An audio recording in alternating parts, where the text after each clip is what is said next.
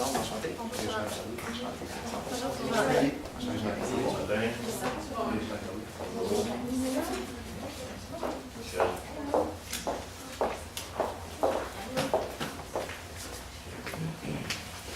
le fond, vous disposez de 20 minutes pour faire votre présentation. Je vais vous aviser quand il va vous rester 10 minutes, 5 minutes, 2 minutes, 1 minute et 30 secondes. Votre présentation va être suivie d'une période de questions de 5 minutes. Votre présentation. Donc, bon matin à tous. Nous sommes le cabinet RMJ. Donc, je vais nous présenter. On a Roxane ici, Mélissa et moi-même, Joanka. Donc, suite à la réception de tous les documents de votre entreprise, nous les avons analysés un peu afin de vous soumettre quelques recommandations. Donc, premièrement, ce que nous avons déduit de votre entreprise, c'est qu'elle est fondée depuis plusieurs dizaines d'années. Donc, c'est quand même une entreprise qui est bien établie dans son secteur. Toutefois, il y a eu une grande fluctuation dans vos bénéfices. Donc, elle allait vraiment bien au début. Ensuite, elle a perdu un peu de popularité pour en regagner. Donc, nous avons dénoté que dans votre philosophie, vous privilégiez l'innovation, l'amélioration continue et la performance. Donc, nous allons travailler sur ces éléments afin de vous recommander, de vous faire des suggestions. Il y a quelques années, vous avez perdu votre principal client qui achetait, dans le fond, 50% de vos ventes. Puis, donc, en 2012, M. Berger, vous avez racheté l'entreprise afin de la pousser vers l'avant. Donc, l'année passée, je crois que vous avez signé un important contrat d'affaires, donc qui est maintenant 25% de votre chiffre d'affaires actuel. Donc, vos ventes ont quand même grimpé et vous avez fait un investissement de 1 million de dollars par vos nouveaux actionnaires l'année passée. Donc, votre objectif qu'on a su dénoter dans le document que vous nous avez fourni, vous voulez augmenter les profits, bien sûr, pour améliorer la marge bénéficiaire brute de votre entreprise. Vous voulez vous démarquer de vos compétiteurs parce qu'on a su dénoter que vous n'avez pas, je ne vais pas utiliser le terme copier, mais votre élément ajouté, vos compétiteurs l'ont aussi acquis dans leur entreprise, en fond. Donc, vous voulez une exactitude dans vos commandes de stock, donc vous voulez une qualité de vos produits supérieure, une rapidité de livraison et une disponibilité de stock continue. Et dans le fond, votre objectif principal, c'est d'éviter la fermeture. Donc, la première problématique principale que nous avons soulevée, c'est que votre entreprise, donc HP Inc., s'enlise et a besoin de plusieurs solutions afin d'éviter la fermeture. Donc, comme mandat, nous avons pris, dans le fond, le mandat que vous nous avez donné. C'est la décision que si vous, M. Berger, désolé, vous devez investir 1 million de dollars au sein de votre entreprise. Pour cela, nous avons monté, dans le fond, un plan d'action. Et nous allons vous donner quelques conseils sur les injections de fonds dans votre entreprise, donc les différents moyens. Quelques suggestions sur la gestion de votre entreprise et la gestion et le contrôle de vos stocks. Et comment vous débarquer un peu plus au niveau du marché qui est très compétitif. Donc, les forces et les faiblesses de votre entreprise. Donc, on sait que vous êtes un chef de file en matière de plastique. Donc, vous connaissez bien votre produit, ça fait longtemps que vous êtes sur le marché, vous êtes bien établi, la clientèle est croissante aussi.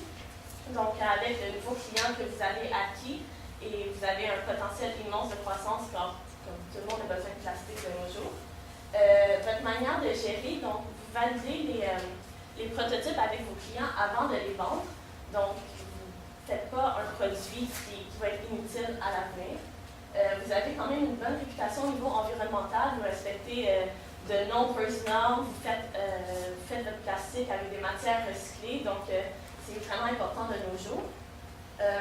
Votre clientèle est diversifiée, mais vous avez un client important, donc vous pouvez un peu jouer sur les deux aspects de cette clientèle-là afin de favoriser vos profits.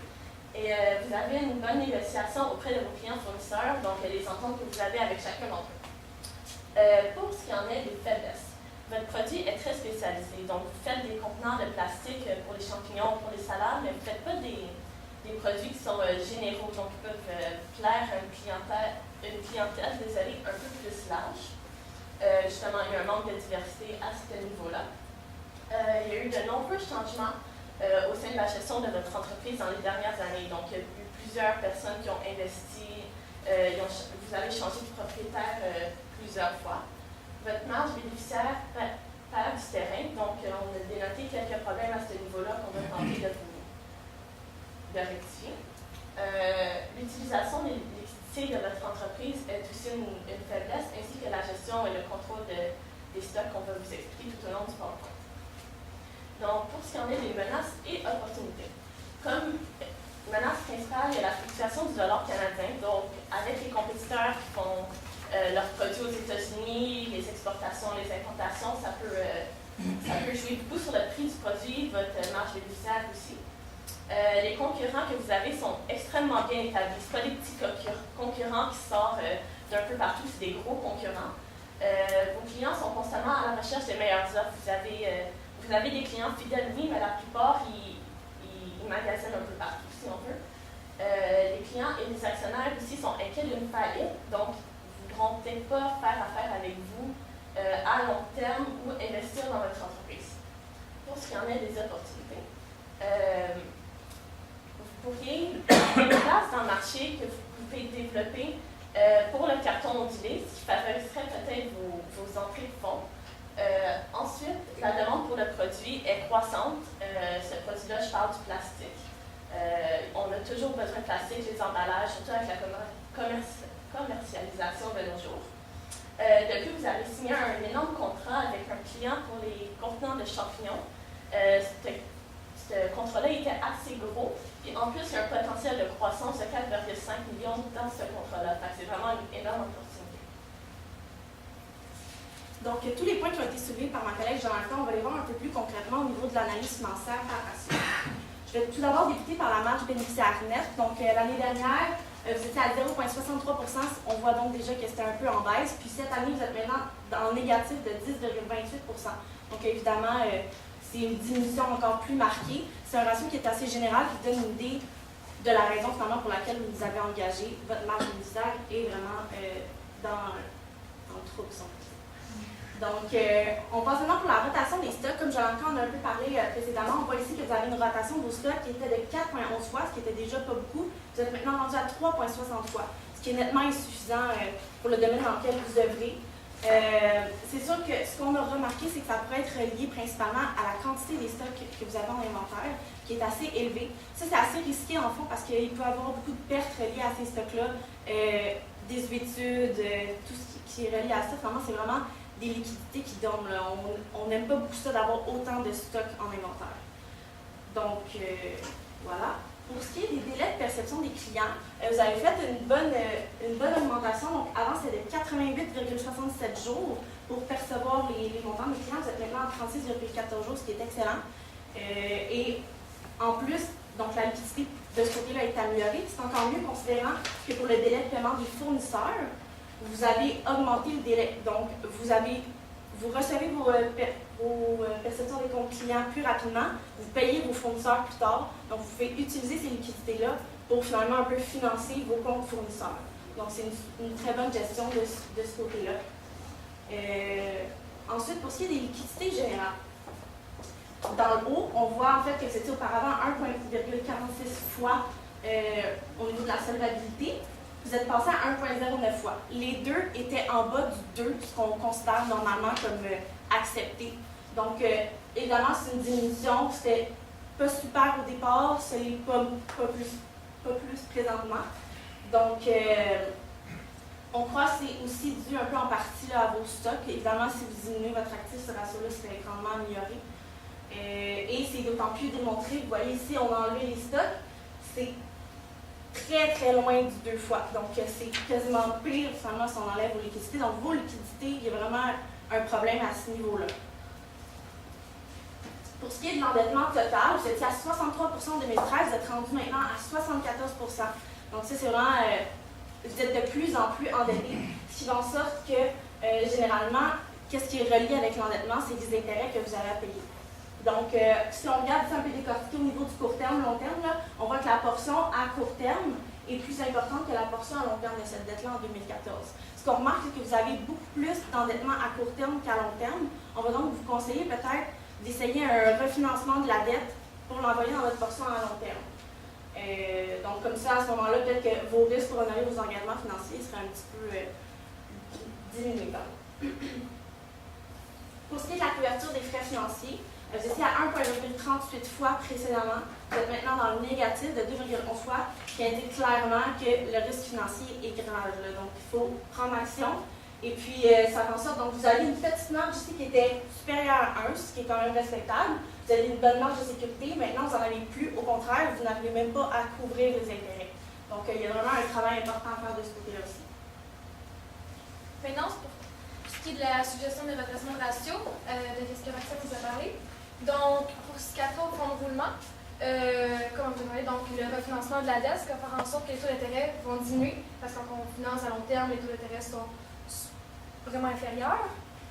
Ensuite, pour ce qui est de la liquidité, diminution des stocks, parce qu'on remarque que les stocks prennent vraiment une grosse importance dans l'actif.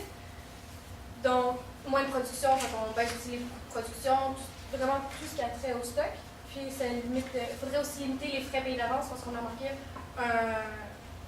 le double, en fait, pour cette année. Donc, faire attention à ce côté-là. Pour ce qui est de l'endettement, on pourrait, parce que vous émettez des capitales actions de catégorie C, donc ils sont obligatoires. Donc, qu'est-ce qu'on pourrait vous suggérer? Ce serait d'émettre des capitales actions de catégorie A ou F, donc ce serait plus à votre discrétion. Ensuite, les options qu'on vous suggère, il y a la fermeture, mais qu'on n'envisage pas réellement, parce que là, vous avez carrément la perte d'entreprise qui était établie depuis 1973, la faillite, puis on va perdre de l'importance pour les actionnaires. Donc, on vous suggère l'investissement d'1 million, mais encore là, 1 million, c'est un grand chiffre. Peut-être qu'on n'aurait peut-être pas besoin du million complet avec la restructuration, puis les changements dans la gestion et après tout ça. Donc, on va jouer sur la viabilité de l'entreprise, le potentiel croissant des clients, parce que comme on l'a vu, le marché il est en grand développement, donc on peut miser là-dessus, le marché est là, on peut jouer là-dedans. Puis si on améliore les points qu'on a suivis tout au long de la présentation, ça va être possible de garder l'entreprise sur pied, même sans investir peut-être le million au complet. Donc le choix d'option, comme que je viens de vous dire, on décide de continuer d'investir dans l'organisation, on veut continuer. Donc notre plan d'action pour faire en sorte que l'entreprise reste plus solide, donc refinancer la dette. C'est un gros point. Ensuite, diminuer les stocks pour peut-être essayer d'aller avec le juste à temps pour avoir moins de production. Donc, avoir des stocks qui sont justes pour qu'est-ce qu'on va livrer dans le mois prochain. Pas aller trop de garder comme du long terme si on veut, parce que la quantité qu'on garde en entrepôt, on paye pour les pieds carrés qu'on utilise, qu'on pourrait diminuer. Ensuite, les capitales actions on ne peut pas les retirer, mais peut-être arrêter de mettre des capitales actions catégorie C. Et si on veut avoir plus de liquidité, donc mettre des catégories A ou F. Puis, en ce qui est trait aux états financiers, peut-être après avoir fait toutes ces restructurations-là, faire auditer nos états financiers pour avoir le chiffre exact pour ensuite évaluer ce serait quoi l'importance du financement qu'on aurait à apporter pour bien remettre l'entreprise sur les bonnes rails. Ensuite, les recommandations. Donc, comme Jonathan l'a proposé au début, votre principal concurrent, c'est Cascade. Ils ont innové aussi dans le carton ondulé, les boîtes de carton ondulé.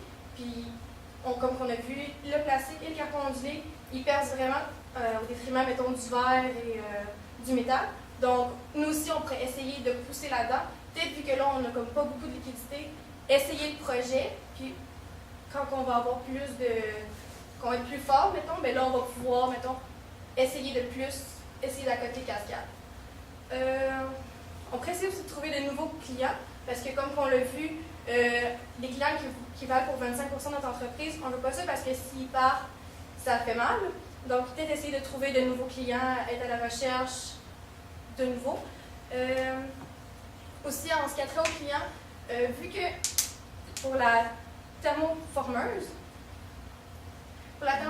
il faut changer le moule à chaque fois qu'on a un nouveau client, une nouvelle commande. Peut-être essayer que, admettons, quand vous avez un nouveau contrat avec des champignons, peut-être essayer de trouver des clients qui font aussi dans le champignon ou dans des boîtes qui sont du même type pour réduire les coûts de production en ce qui a trait à la thermoformeuse. On pourrait essayer aussi de diminuer les horaires de production. Donc là, vous êtes ouvert 5 jours semaine, 24 heures sur 24. Puis on a vu que la production était beaucoup élevée. Donc, si on diminue les stocks, on pourrait aussi diminuer les horaires des employés. Donc, on pourrait sauver des coûts aussi de ce côté-là. Puis, diversifier les produits, justement, avec les boîtes de carton vendus. Aussi, parce que comme vous aviez avant, vu que Cascade, eux, ils se sont mis dans le recyclage, eux aussi, mais avant, vous saviez personne, donc vous étiez les seuls. Vous vous démarquez vraiment parce que les autres allaient aller chercher du plastique neuf, vierge. Donc, ça leur coûtait beaucoup plus cher. Donc, vous pouvez vous démarquer par vos prix plus bas à cause que vous prenez du recyclé. Maintenant que les compétiteurs aussi prennent du recyclé, c'est là que votre valeur ajoutée est comme un peu effacée, vu que vous vous démarquez plus par cet attrait-là. Donc, peut-être essayer de trouver une nouvelle valeur ajoutée qui va faire en sorte que la stratégie puisse faire grandir l'entreprise.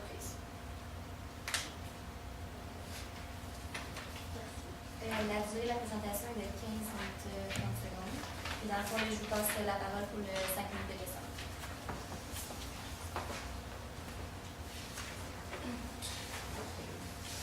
On peut commencer. Écoute, si je comprends ce que vous suggérez,